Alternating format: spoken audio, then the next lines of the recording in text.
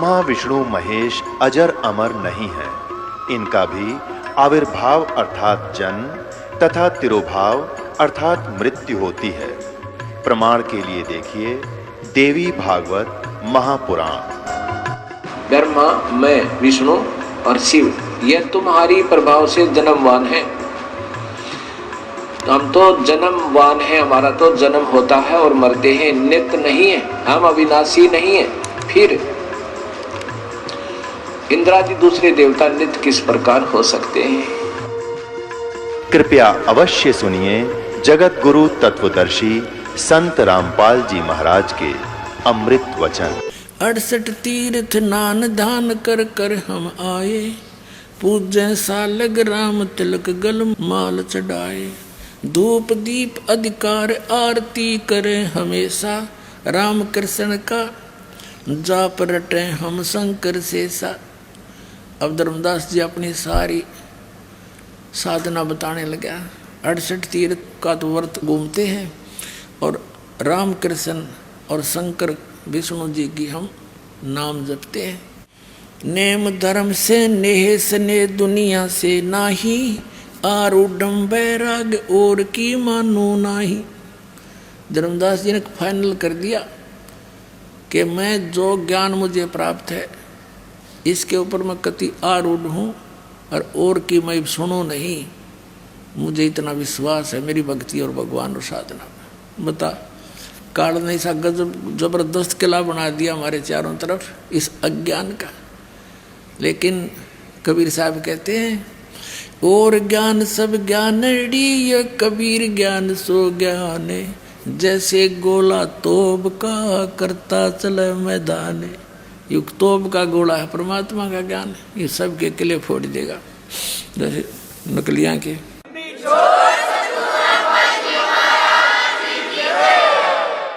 अब सुन जिंदे मम ज्ञान को वैष्णु रूप हमार, 68 तीर्थ हम करें ये चिन्ह सिरजनहार। इस साधना से नो कहे मैंने भगवान पहचान रखा है, मिल प्राप्त कर लिया। धर्मदास जी करे। अब परमात्मा बोले जिंदा बैन कहाँ से सालग आए, को 68 का धाम मुझे तत्काल बतावे। राम कृष्ण का रहे नगर वो कौन कहावे, ये जड़वंत हैं देवता से क्यों घंट बजावे।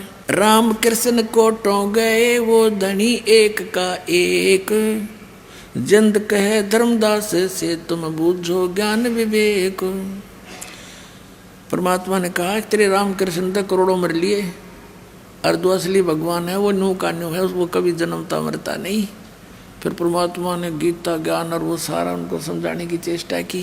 परमात्मा ने पूछा कि गीता जी का ज्ञान किसने बोला? धर्मदास जी ने कहा कि श्री कृष्ण जी ने बोला। परमात्मा ने उस बात को उस समय ज़्यादा नहीं बढ़ाया। ये परमात्मा उस समय ये कह देते कि कृष्ण जी ने बोला नहीं, यु ज्ञान यु तो काल ने बोला, तो उसको ही वो सुनने को तैयार नहीं होता। तो परमात्मा ने कहा श्री कृष्ण जी कौन है? कहते हैं खुद विष्णु जी थे। अच्छा, विष्णु जी कौन है? सतगुण विष्णु जी, रजगुण ब्रह्मा जी, तमगुण शिव जी, सारी हांबर वाली। जैसे साधना टीवी वालों ने इन शंकराचार्यों से सारी हांबर वाली। रजगुण ब्रह्मा, सतगुण विष्णु, तमगुण शिव जी, खां यही है और तीनों गुण यही हैं। क्या इनकी जन्म मृत्यु होती है? नहीं, तो अजरो अमर है और ये इनकी पूजा बताते। और फिर दास ने प्रमाण दिखाई दिए। तुम पुराणों को सत्य मानते हो, पुराणों में तो ये नासवान लिख रखे, खाक पड़ा तुम न पुराणों को। तो इनकी धोती सी धो दी। अब ये बोए नहीं जमेंगे, देख लेना थोड़े दिन में।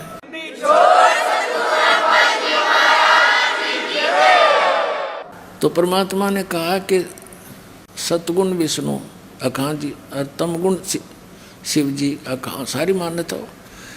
तो परमात्मा ने कहा श्री कृष्ण अर्थात विष्णु जी ने गीता का ज्ञान बोल दिया, ठीक है। और आप क्या जाप करते हो? राम कृष्ण हरे कृष्ण कृष्ण कृष्ण हरे हरे, शंकर भगवान ओम नमः शिवाय, ओम भगवते वासुदेव नमाय नमो, राधे राधे श्याम मिला दे। ये मंत्र है तुम्हारे कहाँ जी? सहस्रनामा विष्णु का कहाँ जी? क्या गीता जी में है ये नाम किता है?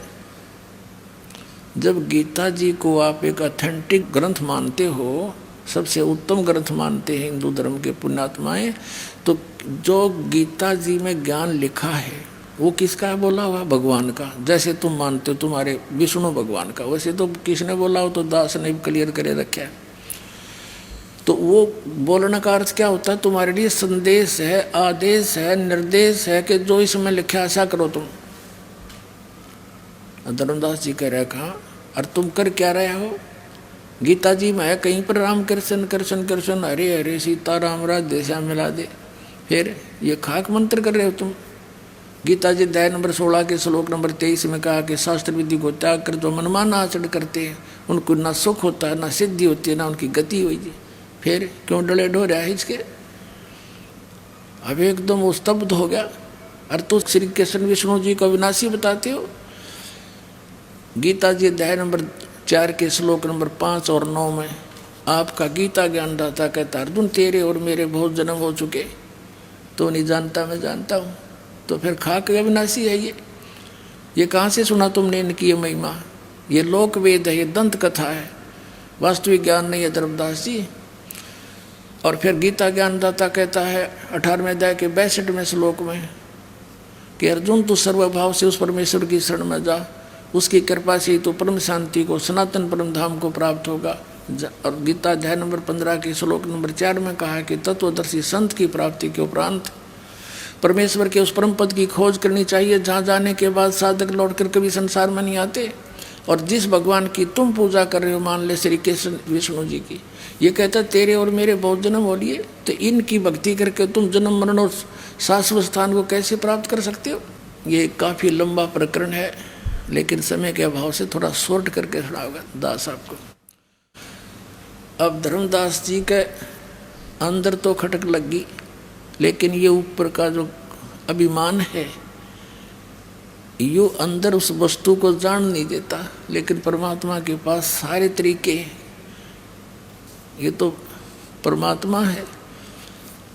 जब उसने परमात्मा ने सारी बात बता दी और अंदर से टूट गया धर्मदास जी, लेकिन ऊपर का वो कहते हैं रस्सी जल जा बल रह जाते हैं थोड़े से। एकदम ने बोला तो जो है मुसलमान है, इसलिए हमारे देवताओं की बेइज्जती करना चाहता है, तो जो ज्ञान अच्छा नहीं लगता तो जा सकता है। हम कोई जीव हिंसा नहीं करते, हम तो हिंदू धर्म में रहने वाले कोई मांस बिट्टी नहीं खाते, जीव हिंसा नहीं करते, इस तरह कह गए और चिंगर गया। परमात्मा अंतर ध्यान हो गए वहीं से। देख हमारी कैसी बुद्धि, अंतर ध्यान हो गए। जब सामने से आदमी हट जा, आधा कलेजा तो जब फट ले आदमी का, उत्तरे की यूँ तो वह कोई फरिश्ता था, उसने यहाँ तक सोच ली कहीं विष्णु भगवान तो नहीं आगे हों। नो कहते हैं भगवान ना जाने किस रूप में आ जाते। अब जो पूजा वो करा करता, शालिग्राम की पूजा पौधारी गीता ज्ञाता का पाठ सारा भूल गया। अगले दिन सुबह उठा और वो पूजा तो भूल गए, कर ही नहीं सकता ये पूजा जब यो ज्ञान हो पास। ये डले कुंडो है। ये दास पहले हमारा एक आस्था चैनल पे 5-6 महीने प्रोग्राम चला था। फिर नकली संतों ने पता लग गया था हरी पोल पाटेगी। 2003 की बात से इन्होंने वो आस्था चैनल वाले को डरा डरू के धमका के बंद करवा दिया कि हम अपने सारे प्रोग्राम वापस ले लेंगे या इसका प्रोग्राम बंद कर दें। ये तो अंडरस्टूड है, जब यूँ चलेगा तो वो चलें कोई ना उड़े। परमात्मा कहते हैं तारा मंडल बैठ के यू चांद बढ़ाई खा, उदय हुआ जब सूरज का स्यों तारों छप जा। अब इस एक बाण देश ज्ञान ने ऊपर फिर चलाइए सारा मरकार धन धन सदगुरु वाला का सत्संग इसके ऊपर किसी टीवी पे जनता उन सुने नहीं कि टीवी बंद करके धर देगी गलो है, वो ज्ञान है कोई। तो इस प्रकार फिर हम वास्ता बंद कर दिया। फिर हमने प्रोग्राम बनाया गांव गांव नगर नगर में जाकर बड़े बड़े पोस्टर लगा कर प्रचार करके सत्संग शुरू किया। हम एक बार महाराष्ट्र में सत्संग कर रहे थे एक नगर में, तो काफ़ी लोग सुनने आए। प्रोजेक्टर हमारे पास था, उसको सारा देखा। 5 दिन सत्संग किया। पहले दिन वो नोट कर ले गए, वो सारे मिला बिलो कर। चौथे दिन थोड़ी सी संगत होती थी, बाहर बैठ गया मैं नीचे, वो भी आ गया आसपास 5-7 जने। कहने लगे जी आज तक हमने यो ज्ञान कभी नहीं सुना, और हमारे सदग्रंथों प्रमाण। पहले दिन तो हमने सोचा था सारी झूठी पावेंगी, नोट करके ले गए सारे गीता और पुराणों के अध्याय वगैरह, वो सारे यूं के यूं पा गए। फिर हमने कहा भाई नाम ले लो। नाम लेने से पहले फिर उनको बताए जाते ये नियम ये नियम, ये नहीं पूजना। इन्होंने बोला जी ये तो फिर नियम सख्त हो गए। माँ भाई सख्त नहीं है, वो गलत साधना कर रहे हो तुम, उनकी आवश्यकता ही नहीं। तुम ना अब सख्त लगे हैं। जब एक का साध्य सब सद है और सब साध्य सब जावे, माली सींचे मूल को फले फुले गावे। पौधे की जड़ में पानी डाल लेंगे तो टहनी आप पे न प्रफुल्लित हो जाएंगी। ने बोला जी नाम तो लेते नहीं, पर भक्ति वह दूसरी भी ना बनाई। वह दूसरी जो करते थे वो उस जोगे भी ना छोड़े, हम तक इतने जोगे भी ना छोड़े तुमने। तो अब इस ज्ञान को सुन के वो धर्मदास वो उस भक्ति भी करने इच्छा ना रही उसकी। सुबह उठ कर वक्त अपना खाना बनाने लग गया, नहीं तो ना धो कर खाया करता वो वारी सी देर तक। उन्हें सोचा ये तो कुछ भी को नहीं बता के करूँ, अरे वो मिलने को नहीं, मैंने उनके साथ ऐसी बदतमीजी कर दी।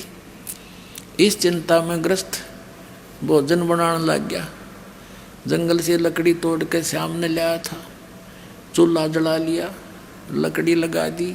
एक मोटी लकड़ी थी, वह बीच में थोची थी, कुछ थोड़ी थोड़ी गिल्ली जंगल की सी लकड़ी होती है। सहयोगी लकड़ी लगा के खाना बनाने लग गया। सुबह सुबह की बात है, लकड़ी जलती जलती चूल्हे से 1 फुट बाहर रह गई, वह उसके मुंह के सामने आ गई। तब तक रोशनी भी होगी। अब उसने देखा कि चींटियाँ उसके अंदर चींटी थी, कीड़ी अंडे मुंह में ले रही और मुंह ले उससे बाहर निकलने की चेष्टा करे। बाहर आवे तो उसके पिछले लकड़ी के पिछले हिस्से पर तरल पदार्थ उबल रहा, उसके अंदर का ऑयल सा निकलता होता है, पानी सा, वो उबलता है लकड़ी का बाहर पिछली साइड में। आगे से आग जले थी तो चटक मटक होकर वह सारी कीड़ी जलने लग रही। बाहर निकले तो उस उबलते हुए तेल से पर उस पर जल जा, आगे अग्नि फूक रही। धर्मदास एकदम स्तब्ध हो गया, क्योंकि पुण्यात्मा थी। इतना पाप है भगवान, ये तो इतनी लंबी लकड़ी थी और इसमें तो करोड़ों चींटी जल गई होगी। और उसी समय पानी डाल उनको बुझा, एक तरफ डाल दी। उसने सोचा रोटी मैं खाऊं नहीं भोजन आज, इसको किसी साधु संत ने खवा दूंगा, मेरा पाप कम हो जाएगा। इस उद्देश्य से सारे भोजन ने लेकर और धर्मदास जी चल पड़े साधु की तलाश में। अब परमात्मा पहले दिन तो जिंदा महात्मा के रूप में थे, काले काले कपड़े से आकर जिंदा महात्मा के। अगले दिन ये हिंदुओं वाले संतान जैसे लाल लाल से कपड़े बैठ गए रूप बना के वृक्ष के नीचे।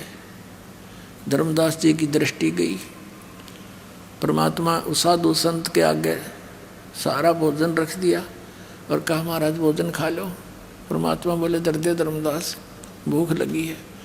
फिर उसने ध्यान से देखा कि यो महात्मा जी तुझे कैसे जानता है, लेकिन उस दिन चेहरा पहचान में नहीं आ रहा था, मालिक ने रूप बदल रखा था।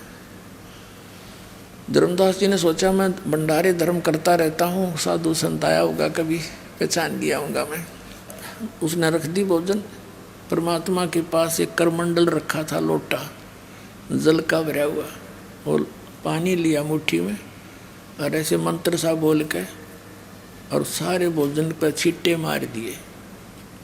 छींटे मारते ही वो सारे भोजन की चींटी बन गई, काली काली चींटी। मुंह में अंडे लेकर पूरी थाली काली होगी और बाहर निकलने की चेष्टा करने लगी।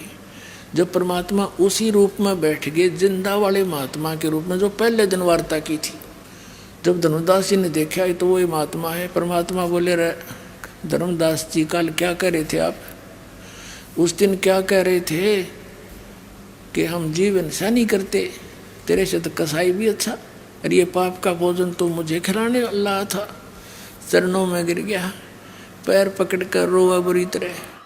तो कहने का भाव ये है, ऐसे झटके 2-3 दिए परमात्मा ने, क्योंकि वो मन बड़ा उस्ताद है, सारी बात सुन ले फिर एक बात ऐसी कह दे जैसे सारी ने फेल कर दे, परमात्मा फिर अंतर्ध्यान हो गया। ऐसे 2-3 बार प्रोग्राम हुआ, आखिर में परमात्मा अंतर्ध्यान हो गया कि भाई नहीं तो नहीं मानने। फिर अब तड़फ जाएगी गणी, और पुराना रंग था वो भी साथ, यो कचरा अड़े था बीच बीच में, तो परमात्मा ने अंतर्ध्यान हो गए।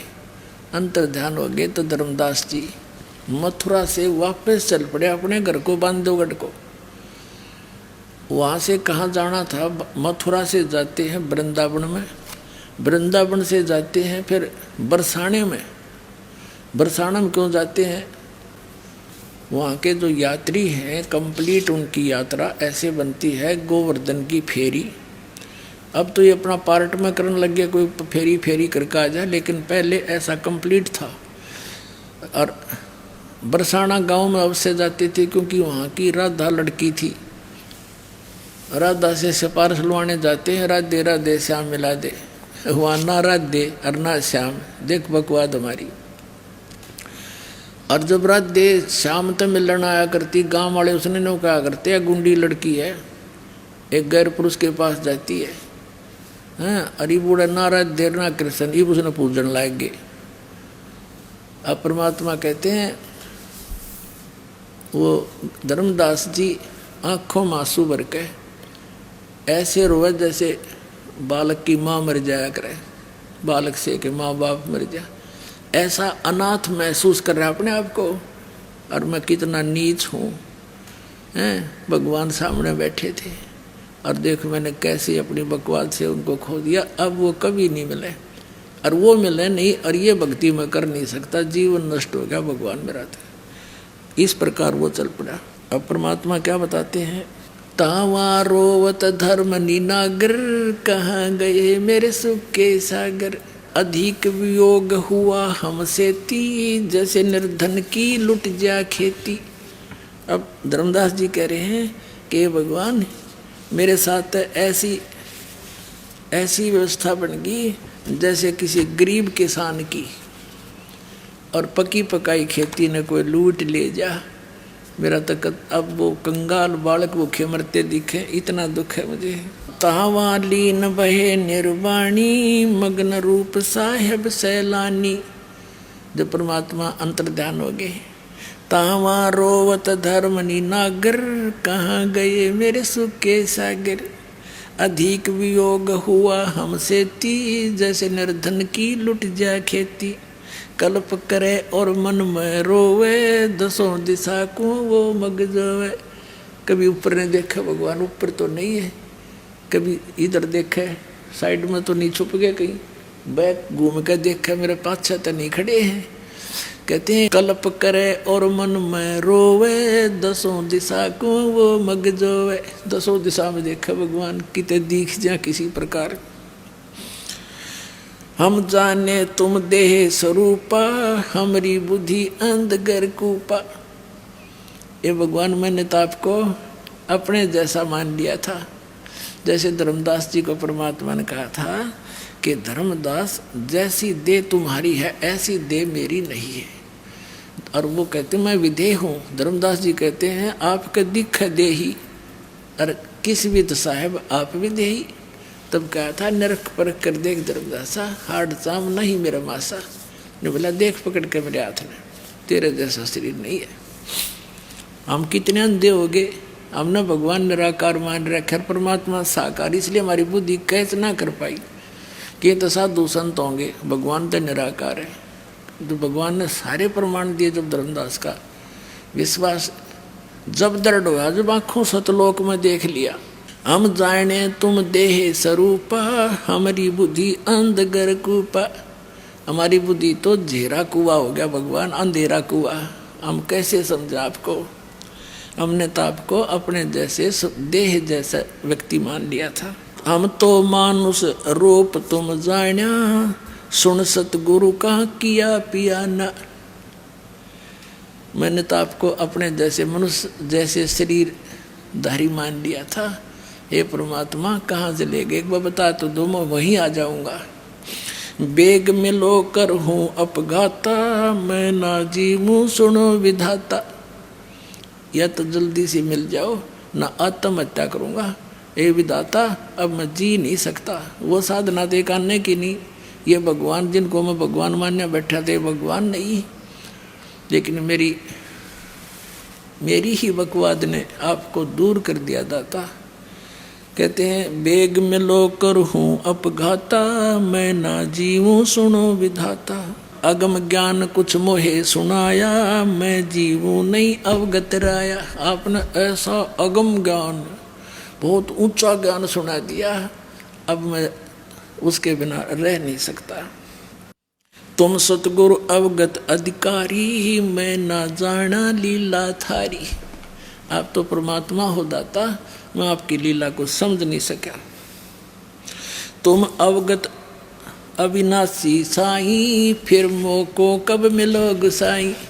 कम से कम इतना समय बता दो कि आप मुझे कब मिलोगे, तब तक इंतजार कर लूँ।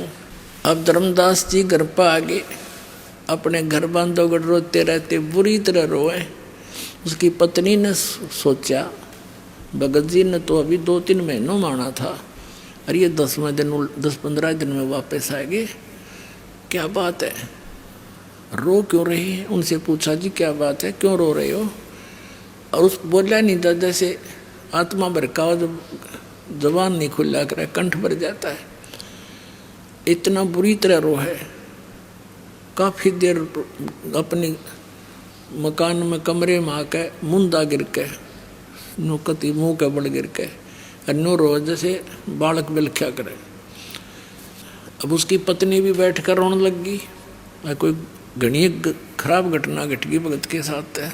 तो उसने अपने आप में मन में सोचा, आमिनी नाम था उसकी पत्नी का, उसने सोचा कि भगत जी का किसी ने कोई रास्ते का खर्चे के जो पैसे ले गया था दान धर्म के, वह किसी ने चुरा लिए और ये जा इसलिए वापस आ गया। ये धर्म कर्म का पक्का आदमी है, उसकी काली मान गया।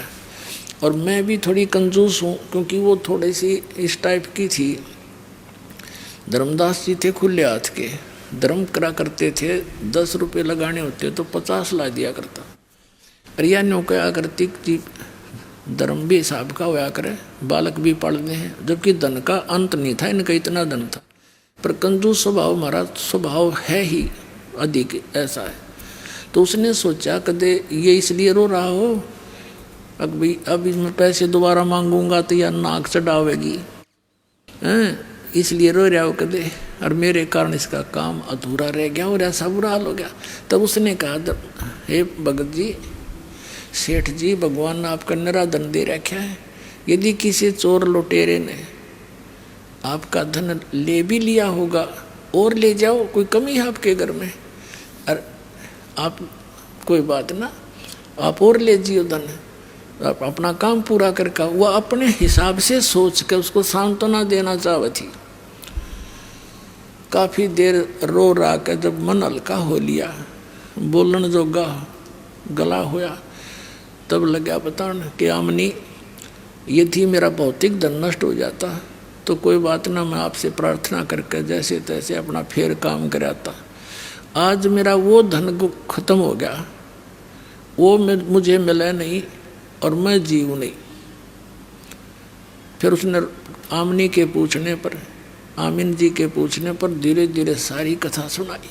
तब आमनी जी कहने लगी, आप बिजनेसमैन हो के, बनिए हो के और सौदा चूक गए। तो धर्मदास कहने लगा कि पहली बार गलती हुई है मेरे से, या नहीं तो पहले तो जैसे कोई भी साधु संत आ गया उससे के चरण पकड़ने, दान देना, जो वो कहे वह सुन लेना, जहाँ कोई भी बता दे। पहले इस ज्ञान से पहले आप जहाँ भी गए हो, जिसने जो बता दिया वो सारी सच्ची मानी। और जब से ये ज्ञान आपके सामने किसी ने रखा, एकदम यो मन अड़ियल घोड़ा हो जाए, 100 ऑब्जेक्शन पैदा करेगा, ऐसे कैसे ऐसे कैसे। और पहले सारे अटपट सुन रहे, वो कैसे, वो काल प्रेरणा थी। और यहाँ काल के बैक लगे है गेर, तो यहाँ थोड़ी सी देर यू अटबट करे है, लेकिन इसका आगे के बसाओ भगवान के आगे इसकी। तो सारा कम बताने पर वो कहने लगा जी पहली बार धोखा खाया मैंने, इसीलिए तो रो रहा हूँ मैं। पहले तो सबकी मान्या करता और उनकी सारी बात सच्ची, और 2-3 बार मेरे साथ घटना घटी फिर भी मेरा बुद्धिमान नहीं आई। अब आमनी देवी कहने लगी इतना निर्मल ज्ञान है, आप बताओ मेरे असर हो गया इस बात का। उनसे सुना हुआ और उनसे मुंह से सुना होगा, आपका तो पत्थर के सारदे हो गया, फिर तो आपका असर नहीं हुआ। अनुबला असर तो हुआ था पर मेरा नहीं, की बीमारी थी मेरे, फिर उक चुक हो जाती, कोई बात ऐसी निकल गई मेरे मुँह से, वो चले गए। अब वो मिला नहीं, मैं जीऊँ को नहीं। आमनी देवी बोली देख रामकृष्ण कुंड से अपने रिश्तेदार थे, इनकी कथा सुनी, इनकी महिमा सुनी थी तो इनको पूजा थे, और जब भगवान मिलन लग रहे सारी बात साची, सब वेद सब गीता में साची बताओ आप, पुराणों की सारी कहानी। कहने का भाव ये है 6 महीने बीत गए, धर्मदास सुबह बैठ जा, ना कोई काम काज करे, सुबह बैठ जा अपने घर से बाहर अपने दरवाजे पे गली में जाके नु देखे महात्मा आगे, कभी बाहर बनी में घूमने चला जा कि साधु संत का जिक्र सुने वहाँ पहुँच जावे। एक संत आ गया, बाहर बैठ गया गांव से बाहर, उसका बहुत चर्चा हुई, बड़े पहुँचे हुए महात्मा आ रहे हैं, नगर के लोग जान लग गए। धर्मदास भी चला गया, कहते महाराज जी आ गए हो भगवान। अब वहाँ जाकर साधु से प्रश्न किया कि महाराज जी ब्रह्मा विष्णु महेश के माता पिता कौन है? अब वो कहने लगा नहीं ये तो अजरो अमर हैं, ये तो अजन्मा है, इनके कोई माता पिता नहीं है, ये है वो है। धर्मदास जी ने प्रश्न तो इसलिए किया था, हो सकता है भेष बदल कार्य हो तो उस ज्ञान से पता लग जाएगा। तो लग गया जब वो पुरानी बकवाद करने, उठ कर चाल पड़ा ने बोला है रॉन्ग नंबर हो गया था, वो को नहीं, वो संत नहीं है, वो तो ये ज्ञान बोल रहे नहीं। इस प्रकार उसके 6 महीने रोते रोते पतला सा हो गया, सूख के। आमनी ने सोचा यू मरेगा, बताइयो बहुत गुंडी बनी भगवान मार गेलते हैं। परमात्मा ने प्रेरणा दी आमनी देवी में।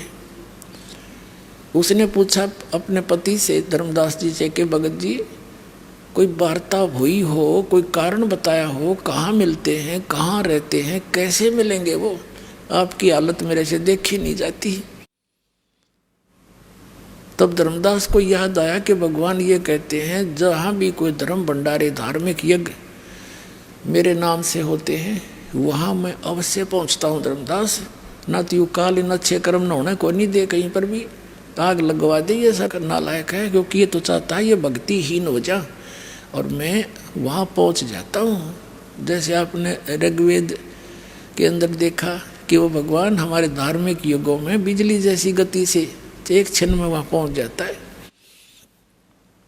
और स्वयं सूक्ष्म वेद में परमात्मा कहते हैं जहाँ जन की महिमा सुनूं ता मैं गौन करंत, और वो तो नगर अमान है जहाँ मेरे प्यारे संत हैं। तो वहाँ आमनी ने कहा फिर तू एक धर्म यज्ञ कर ले और सारा बुनियादी करवा दे, सब जगह संदेशे भिजवा दे साधु संतों के पास। धर्म आमनी ने एक दिन का कहा, हमने 3 दिन का रख दिया संत भंडारा। 3 दिन के लिए धर्म यज्ञ शुरू करवा दी और सब जगह दूर दूर संदेशे भिजवा दिए। निश्चित समय को साधु संत आने लगे, भोजन खावर चले जा। और धर्मदास ने देखे सबको ध्यान से, शाम होगी पहले दिन, वैसा मायूस फिर हो गया। सुबह फिर उमंग जागी कि आज तो हो सकता आ जावे, दूसरे दिन भी नहीं आए। सारी रात बैठ कर काटी, नो रो आँखों में पानी पड़े।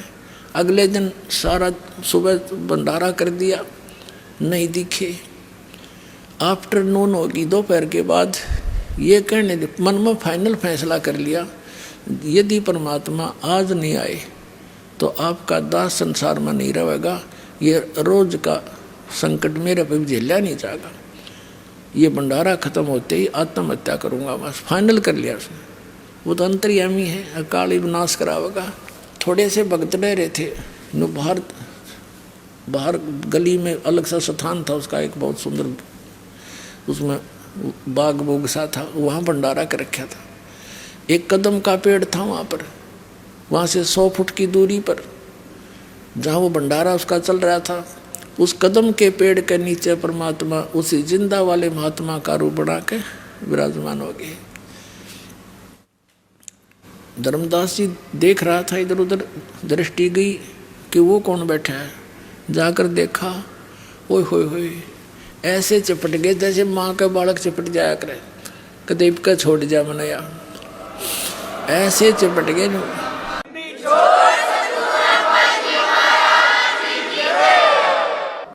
रो बुरी तरह, हे भगवान गलती होगी, माफ करो मुझ नीच को, अक्षमा करना मेरे दाता। अब के जो तुम कहोगे सारी मानूंगा, आप घर पर चलो मालिक। तो परमात्मा ने कहा कि तू इनको सबने विदा कर दे, जितने रह रहे हैं इनका आगे मेरा जिक्र ना करिए। अभी बताना नहीं इनको, बताना इसलिए नहीं कह रहे थे परमात्मा कि ये 5-4 आड़े बैठ जाएंगे, फिर मैं कुछ कहूँगा ये उल्टा ठोक देंगे खुट्टा इसका, यानी इसको सिरा चढ़न नहीं देंगे ये नकली ज्ञान वाले। इसलिए कहा इन्हें तू डेगा सब ने विदा कर दे, भोजन करा जो ऐसे भी कर रहा है। सारा फटाफट कर दिया। फिर तो उसने मिनटा में चाह चढ़ गया और घर ले आया। अपनी पत्नी से कहता है, आज आमनी, आज मेरा वो धन मिल गया जिसकी मुझे तलाश थी। तो आमनी ने परमात्मा को बैठने के लिए स्थान दिया, एक एक पैर पकड़ लिया दोनों ने। अब आमनी देवी कह रही है कि हे महाराज जी, आपका भगत तो बड़ी नरमात्मा का था, आपके तरफ में ये तो बुरी तरह रोए गया, मैं सांत्वना देती रही, नहीं तो यूँ मर लेता। ये भगवान, इतना दुखी नहीं करना चाहिए था अपना आपका बच्चा, ये होगी थी गलती बच्चे पे। परमात्मा ने कहा, आमनी देवी बेटी, इसका लोहा गर्म कराया मैंने, जैसे पहले मैंने बहुत कुछ समझा लिया पर इसके अंदर काल विद्यमान था, अब इतना गर्म कर दिया। जैसे लोहे को गर्म पूरा गर्म कर दिया जाओ, फिर उसको चोट लगाई जाए तो जो कारीगर चाहता वो बना करे, और ठंडे लोहे का कितनी घण मार ले उसका कुछ नहीं बनता। अब इसका लोहा गर्म करा बेटी, मैं साथ था इसके, मरण दूँ था नो मैं इसको। तब उन्हें तो ये वकील बन रहा था इस काल का, इसलिए आज यो सारी सुनेगा मेरी। धर्मदास जी बोला, जी कति सारी सुनूंगा, सारा ज्ञान फिर बताया मालिक ने। फिर लास्ट में ये क्या कहता है, हे महाराज जी, आपकी सारी बात सच्ची, एक बार वो आज तक किसी ने बताया नहीं, वो लोग दिखा दो सतलोक आप जहाँ रहते हो, फिर तो मैं कति पक्का मान जाऊंगा। देख तेरा गजब भैया, हमारी सी बुद्धि हो रही है। अब परमात्मा ने देख लिया ये तो वहीं फेर खड़ा है, बता इसका क्या करूं। ने बोला चल बेटा सतलोक चलते हैं। जब तो परमात्मा चले गए, फिर थोड़ी कुछ दिन के बाद धर्मदास जी ने दिखे और ने बोला चल भाई सतलोक ले चलता हूँ। वह शरीर तो वहीं छोड़ दिया, ऊपर लेकर गए। अब जैसे राधा स्वामी धन धन सतगुरु सच्चा सौदा सरसाड़े और ये कबीर पंथी सारे नो कहें ऊपर सतलोक में तो प्रकाश ही प्रकाश है, चेतन ही चेतन है, और आत्मा उसमें ऐसे मिल जाती है जैसे बूंद समुद्र में। एक आधा चतुर पुराणी मधु परमहंस जैसा जम्मू वाला कबीर पंथी नकली, यो इसने थोड़ी चतुरता दिखा रखी है कि वहाँ प्रकाश ही प्रकाश ऐसा ही है, वही सतलोक है, प्रकाश ही वही अमरलोक है, वही सार शब्द है, वही सतपुरुष है। और उसमें जीव आत्मा जैसे डॉट सी घूमया करे ना, बिंदु से घूमा उसके अंदर, जैसे मछली उस पानी में ये अकल थी इनकी। धर्मदास जी को वहाँ लेकर गए कबीर सागर के अंदर। अब इतना समय नहीं है, फिर कभी दिखाएंगे। ज्ञान प्रकाश एक चैप्टर है, ज्ञान प्रकाश, उसके अंदर 57 पृष्ठ से लेकर 59 पृष्ठ तक, वैसे तो 42 से शुरू हो जाता पूरा प्रकरण उनका, लेकिन इसमें काफ़ी हमारा मतलब हल हो जाता है। जब परमात्मा लेकर गए जिंदा महात्मा के रूप में नीचे से उसको साथ में, और सतलोक में जब प्रवेश किया, वहाँ परमात्मा का जो निध स्थान है जहाँ राजा की तरह विराजमान होते हैं, उस गेट के ऊपर एक गेट कीपर था, द्वारपाल था। उससे कहा, परमात्मा ने संकेत कर दिया, बोलिए ना, और कहा कि इसको भाई हंस है नीचे से, इसको भगवान के दर्शन करा के लाओ। अब उस द्वारपाल ने और दूसरों को बुला के, कहा भाई भगत आए हैं, इनको भगवान के दर्शन करा के लाओ। परमात्मा दूसरी साइड से जाकर बैठे उसी सिंहासन पर, पूरे सिर पर छत्र, सिर पर मुकुट हैं और बहुत सुंदर सिंहासन। और भगत वहाँ सारे जितने भी हंस हैं मनुष्य सदृश हैं, नर और नारी रूप में है सब, लेकिन वो शरीर हाड़ चाम का नहीं है, वहाँ जरा और मरण नहीं है, बुढ़ापा नहीं है। तो जाकर देखा धर्मदास ने कि ये है भगवान, अखा यही है, ये तो वो नीचे से मेरे साथ आए वही है, कि वही है, सारा कुछ यही है। जब धर्मदास रोया, बोलो सतगुरुदेव।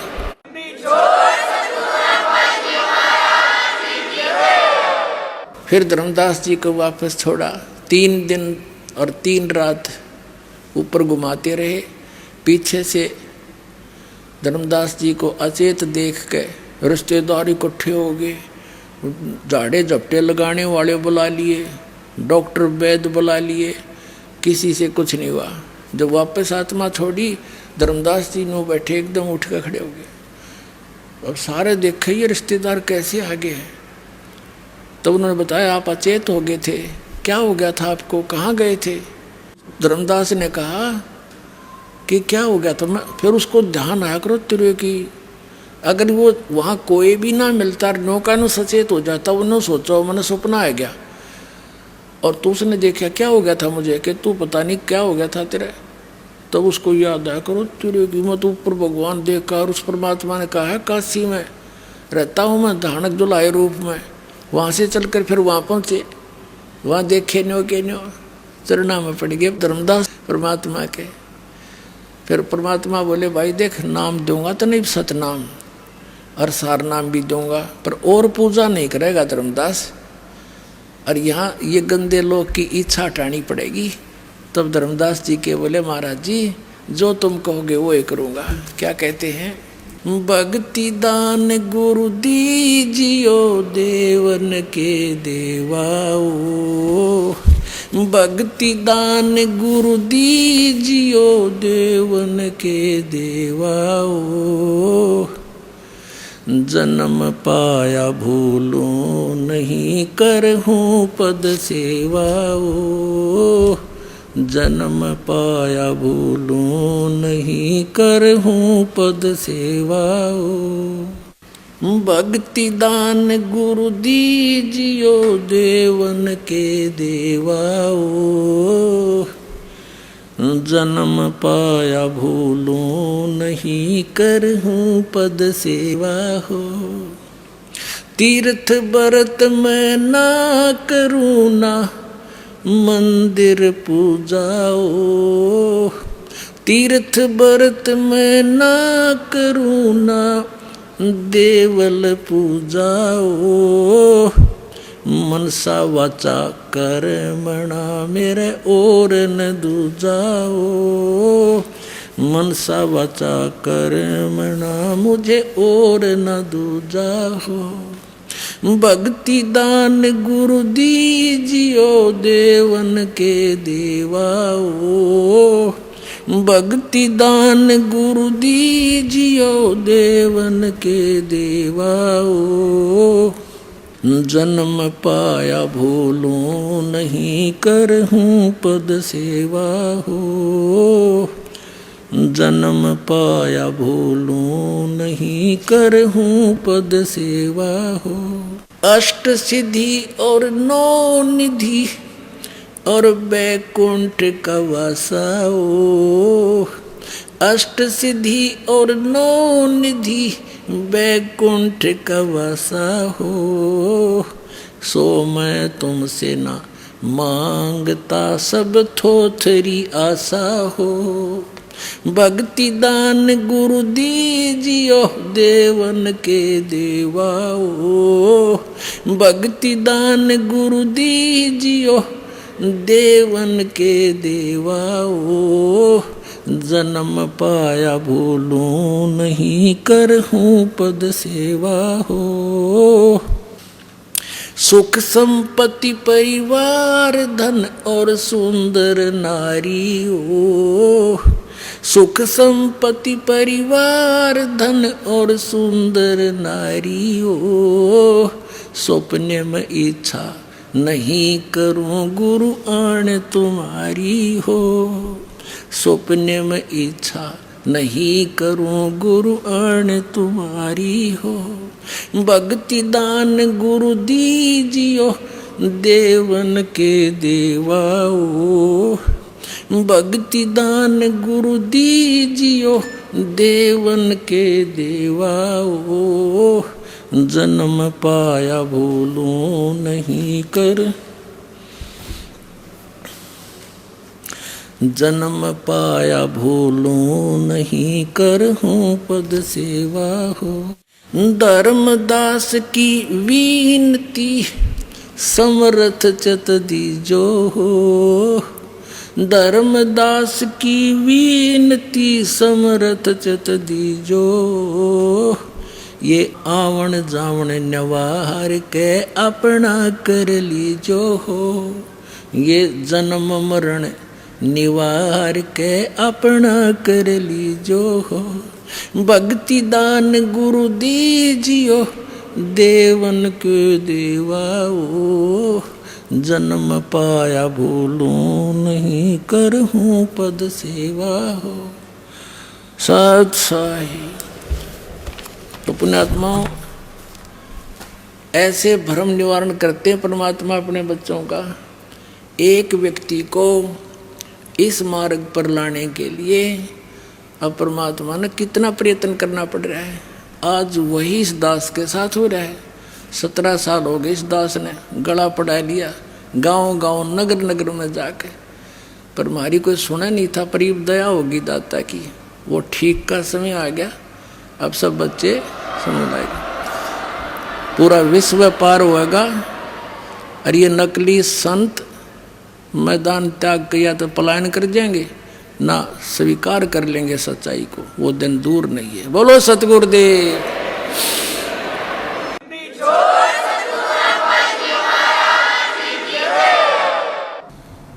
परमपिता परमात्मा कबीर देव, कबीर साहिब, अल्लाहु अकबर,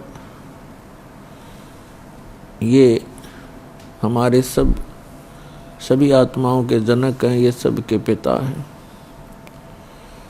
और यही वो रहमत वाले अल्लाह हैं। ये वही कृपा के सागर हैं जो अपनी आत्माओं को, जो इनकी शरण में आकर के सत भक्ति करते हैं, उनको सर्व सुख प्रदान करते हैं। और जो भक्ति नहीं करते या करते हैं तो शास्त्र विधि त्याग कर मनमाना आचरण करते हैं, या वे इनकम्प्लीट गॉड की, अधूरे भगवानों की भक्ति करते हैं, तो वो प्राणी मोक्ष प्राप्ति नहीं कर सकते। और उनका प्रारब्ध में यानी किस्मत में लिखा हुआ जो पाप कर्म है, जिसके कारण प्राणी को कष्ट होते हैं, उससे भी छुटकारा नहीं पा सकते। प्रत्येक प्राणी इस काल के लोक में 21 ब्रह्मांड में, आप पृथ्वी लोक पर रह रहे हो, ये भी काल के लोक के अंतर्गत आता है। कोई भी सुखी नहीं है। परमात्मा ने बताया कि आप झूठे सुख को सुख कहते हो। आप किस बात को सुख मान बैठे हो? पैसा हो, बढ़िया कोठी हो, कार हो, संतान हो, बस आप इसको मौज मानते हो, इसको आप सुख मानते हो। लेकिन आप भूल जाते हो बगैर तत्व ज्ञान के कि जिनके ये सर्व सुख थे, उनका किसी का पुत्र मर गया, किसी की पुत्री विधवा हो गई, किसी की पुत्री मृत्यु हो गई, और कईयों के तो परिवार के परिवार दुर्घटना में नष्ट हो जाते हैं। तो फिर कहाँ गई वो मौज? उस समय ध्यान नहीं आता हमारे को कि ये कैसे बिजली गिर रही है, क्यों तो हम मर रहे हैं, क्यों जन्म रहे हैं, इसके पीछे कारण क्या है? तो ये परमात्मा ने आके बताया, जो हमारे पिता हैं। और हम गलती से यहाँ आ गए थे इस काल के साथ मेला देखने, और इस मेले में हम भी चल गए, अपने परमात्मा से भी छुट गए।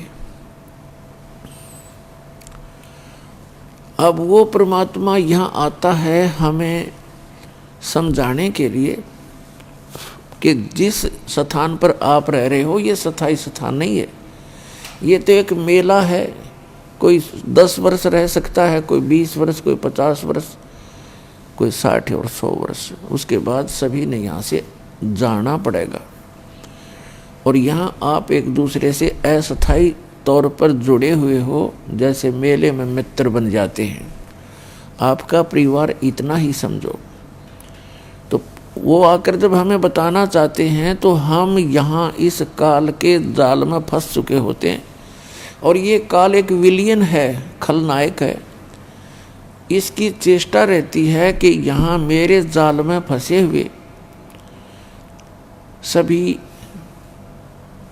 आत्माओं को इतना भ्रमित कर दूं कि ये अपने पिता को पहचान भी ना सके। और इसने ऐसा ही कर रखा है। जब वो परमात्मा यहाँ आते हैं स्वयं, तो उस समय हम उसको पहचान नहीं पाते और झूठे ज्ञान के आधार से, भ्रमित ज्ञान के आधार से हम अपने ही पिता का विरोध करके इस काल कसाई के जाल में फंसे ही रह जाते हैं। वो परमात्मा स्वयं आते हैं और अपना ज्ञान कराने की चेष्टा भी कराते हैं और हमें ये भी बताना चाहते हैं कि तुम यहाँ के वासी नहीं हो और ये तुम्हारा सही ठिकाना नहीं है। क्या बताते हैं कि पहले गए, जो पहले मृत्यु को प्राप्त हो चुके हैं, उन्होंने तो कभी किसी को आकर बताया नहीं हम कहाँ गए। और शेष जो बचे हैं ये भी ऐसे ही चले जाएंगे। और जो भक्ति साधना, जो क्रियाएं आप आजीवन करते हो, ये इस काल के जाल में फंसे रहने की सुव्यवस्था है। उसके लिए सत भक्ति करनी पड़ती है, उस साहेब की भक्ति करनी पड़ती है, समर्थ भगवान की, कंप्लीट गॉड की। और वो भक्ति केवल वो स्वयं ही आकर बताते हैं। जब वो बताने आते हैं तब तक हम इन नकली गुरुओं, आचार्यों, शंकराचार्यों, काजी और मुल्लाओं और इन पीरों के द्वारा इतने भ्रमित कर दिए जाते हैं कि हम परमात्मा के उस ज्ञान को स्वीकार नहीं कर सकते, नहीं कर पाते।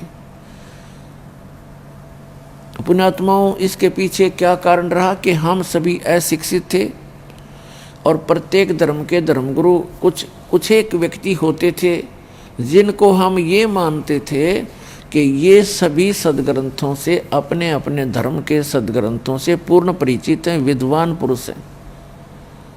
जिस कारण से हमने उनके किसी भी बात पर डाउट नहीं हुआ, अविश्वास नहीं हुआ। और अभी तक हम उनके द्वारा दिए गए लोकवेद, दंत कथा को आधार मानकर अपना जीवन जी रहे थे। परमात्मा को पता था कि ये तब तक मुझे नहीं पहचान पाओगे जब तक ये स्वयं शिक्षित ना होंगे। तो पुण्यात्माओं, चौथा युग आ गया है। जनता कभी शिक्षित नहीं थी, क्योंकि ये शिक्षा एक अभिशाप है इस जीव के लिए और वरदान भी है।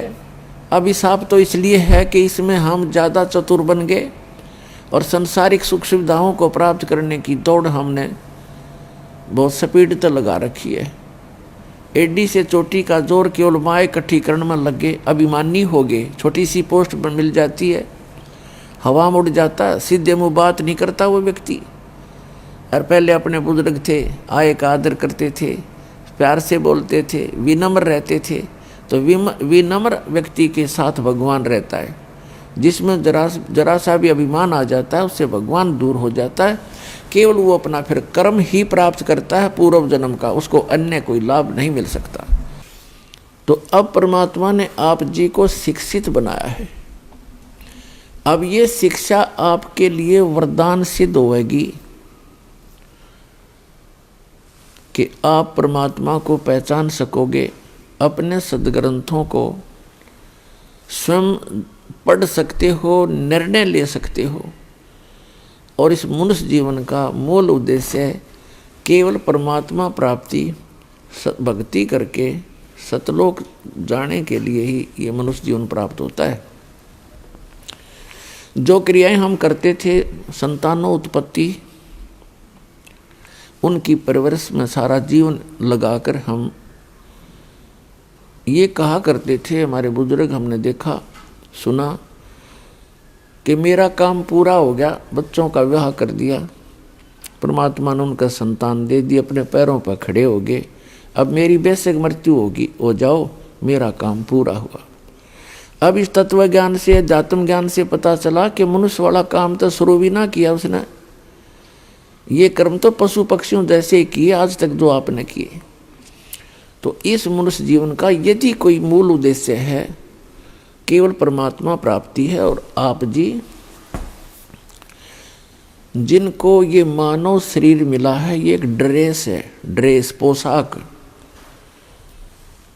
इसको संत भाषा में चोला बोलते हैं, चोला यानी कपड़ा। तो ये वस्त्र आपको अन्य प्राणियों से भिन्न प्राप्त है, तो इसका कोई काम भी भिन्न है। और उस काम के बिना इस मनुष्य जीवन का कोई यूज नहीं, चाहे कितने कोठी बना लो, फैक्ट्री लगा लो, या चाहे कितनी कार खरीद लो, एक सेकंड में मृत्यु हो जाती है, सब कुछ धरा धराया रह जाता है। और हाथ मसलता हुआ हारे हुए ज्वारी की तरह यह प्राणी यहाँ से शरीर छोड़कर चला जाता है, जो भक्ति नहीं करता और भक्ति कर रहा है नकली गुरुओं के पास, वो भी हारे हुए ज्वारी की तरह ही जाएगा। तो पुण्यात्माओं, आप जी को ये ड्रेस अलग मिली है, इसका काम भी भिन्न है। जैसे बच्चे विद्यालय में जाते हैं, विद्यार्थी की ड्रेस, उनकी पोशाक भिन्न होती है। और अन्य जो मजदूरी करते हैं या खेतों में काम करते हैं या कोई अपनी अन्य दुकान आदि कार्य करते हैं, मजदूरी करते हैं, तो उनकी ड्रेस पोशाक भिन्न होती है। और जिनको ड्रेस पहन कर जाते हैं, जो विद्यार्थी हैं, उनको फ्री कर दिया जाता है परिवार की तरफ से कि बेटा और बेटी तुम अपनी शिक्षा ग्रहण करो, अपना भविष्य बनाओ। और यदि वो बच्चे उस शिक्षा काल में, विद्यार्थी जीवन में अपना उद्देश्य को ध्यान में ना रखकर, पढ़ाई ना करके कोई सिनेमा देखता है, कोई ताश खेलता है, या कोई ऐसे ही गप्पे मारता रहता है, तो उनको फिर बाद में बहुत पछताना पड़ता है जब वो उनका विद्यार्थी जीवन समाप्त हो जाता है। आइए अब हम उन श्रद्धालुओं के अनुभव जानते हैं जो जगत गुरु तत्वदर्शी संत रामपाल जी महाराज जी से दीक्षा प्राप्त कर चुके हैं तथा उनके द्वारा बताए गए भक्ति मार्ग पर चल रहे हैं। नमस्कार सर। नमस्कार जी। सर क्या नाम है आपका? दीपक कुमार है जी। दीपक जी, आप कहाँ के रहने वाले हैं? मैं जी गांव शेरिया, तहसील बेरी, जिला झज्जर, हरियाणा से हूँ सर। दीपक जी, संत रामपाल जी महाराज से आपने नाम दीक्षा कब ली? सर मैंने संत रामपाल जी महाराज से नाम दीक्षा सन 1999 में ली है। दीपक जी, संत रामपाल जी महाराज से नाम दीक्षा लेने से पहले क्या आप कोई भक्ति साधनाएं भी करते थे? हाँ जी, जो पुरानी परंपराएं से हम जैसे बाबा हरिदास को मानते थे और ब्रह्मा विष्णु महेश और ये पूजा करते थे। तो सर, जो आपने देवी देवताओं ब्रह्मा विष्णु महेश शिव जी की भक्ति की, इन सब भक्ति साधनाओं से आपको क्या क्या लाभ मिले? इनसे हमें कोई लाभ नहीं है, बाकी हमें नुकसान ज़रूर हुआ है। मेरे पिताजी दारू पीते थे, दारू पी के हमें पीटते थे, घर में लड़ाई झगड़ा रहता था, पैसों का नुकसान हो रहा था, हम डर के मारे जीतते थे। मेरे पिताजी के आधे शरीर में लकवा का रहता है, आधा शरीर पसीनों का, आधा शरीर ठंडा रहता था, बीच बीच में बीमार हो जाते थे और बहुत हानि हो रही थी। तो सर, आपके पिताजी शराब के नशे में रहते थे और उन्हें लकवे की बीमारी भी हो गई थी, तो फिर संत रामपाल जी महाराज के बारे में जानकारी आपको कहाँ से मिली? वैसे संत रामपाल जी महाराज के बारे में जानकारी पहले मेरे पिताजी को ही लगी। पहले मेरे पिताजी ही नाम लेके आए अपने यहाँ क्रोथा आश्रम है जो झज्जर में ही रोहतक के अंदर आता है क्रोथा आश्रम, उसमें पहले पिताजी ने नाम लिया। उसके बाद हम गए, पहले तो हम सुख के मारे गए थे, फिर पता चला हमें ये भक्ति मार्ग का हमें साथ के साथ पता चला इस ऐसा भक्ति मार्ग इस पूरी दुनिया में नहीं है। और उसके बाद हम लगातार भक्ति कर रहे हैं, भक्ति मार्ग में चल रहे हैं, हमारे सुख ही सुख हो रहे हैं। सर, संत रामपाल जी महाराज से नाम दीक्षा लेने के बाद आपको क्या क्या लाभ मिले? संत रामपाल जी महाराज से नाम लेने के बाद पहले तो हमारे घर में जो मेरे पिताजी दारू पीते थे वो छूट गई। इससे हमारे घर में लड़ाई झगड़ा बंद हो गया, सब सुख शांति से रहने लग गए। जो मेरे पिताजी में दिक्कत थी, आधे शरीर में पसीना, आधे शरीर ठंडा हो जाता था, वो ठीक हो गया परमात्मा की दया से, संत रामपाल जी महाराज की दया से। और उसके बाद मैं पढ़ते पढ़ते 20 साल की उम्र में सरकारी बिजली बोर्ड में जॉब लग गया। लगभग मुझे अब 11 साल हो चुके हैं नौकरी लगे हुए। और मेरे भाई है जो मेरे से 1.5 साल बड़ा हुआ है, उसको भी 12 साल के करीब कंपनी में नौकरी करते हुए फिलहाल वे मैनेजर की पोस्ट पे लगे हुए हैं। उसकी भी अच्छी खासी इनकम है, 80,000 के करीब उसकी महीने में इनकम है। उसके बाद मेरी शादी हुई, मेरी मिसेज ने नाम नहीं ले रखा था, उसके पेट में एक बच्चा था वो ख़राब हो गया। उसके बाद वो रोने लग गई, वो कहने लगी संत रामपाल जी महाराज मुझे कोई बच्चा दे दे तो मैं नाम ले लूँ। उसी टाइम उसने संकल्प किया था, उसे बच्चे की उम्मीद हुई, उन्होंने भी नाम ले लिया। नाम लेने के बाद उसके जो बच्चा होना था उस टाइम मैं बरवाड़ा गया हुआ था, हमारे नज़दीक डिगल CHC है, उसमें वो बच्चा होया तो बच्चे के मुंह में और नाड़ का पानी चला गया तो PGI रेफर किया। PGI में वहाँ बच्चे और बच्चे की माँ को दोनों के जान का खतरा था, परंतु संत रामपाल जी महाराज की दया से दोनों बिल्कुल ठीक हो गए, घर आ गए। उसके बाद एक डॉक्टर साहिबा ने बोला कि दूसरा बच्चा किया तो ये आपकी मिसेज मर भी सकती है, परंतु परमात्मा की दया से दूसरा बच्चा भी ठीक ठाक हुआ और अब बिल्कुल ठीक है। और मेरी भाभी है जो वो भी नाम नहीं ले रखे थे, उसके शादी के बाद भी उन्होंने नाम लिया। अब हमारा पूरा परिवार नाम लिया हुआ है और सुख शांति से है, कोई दिक्कत वाली बात नहीं है। आगे से आगे लाभ हो रहा है, परमात्मा खुद ही जो कुछ दिन मन में आता है ये उससे पहले ही कर देता है, कोई दिक्कत नहीं है। सर, संत रामपाल जी महाराज से नाम दीक्षा लेने के बाद आपको बहुत से लाभ प्राप्त हुए, तो जो समाज आज आपको देख रहा है आप उन्हें क्या संदेश देना चाहेंगे?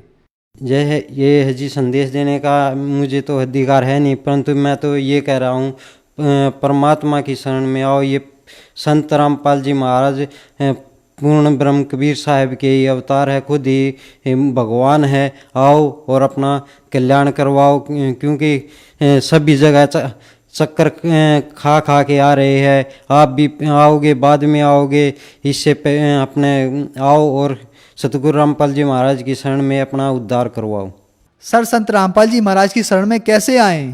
संत रामपाल जी महाराज के शरण में आने के लिए बहुत से चैनलों पर संत रामपाल जी महाराज का प्रोग्राम आता है, उस पर एक नीचे हेडलाइन दी होती है, उस पर नंबर लिखा होता है। उस नंबर पे कांटेक्ट करके आप नज़दीकी अपने दीक्षा केंद्र में जाकर दीक्षा ले सकते हैं। धन्यवाद सर। धन्यवाद।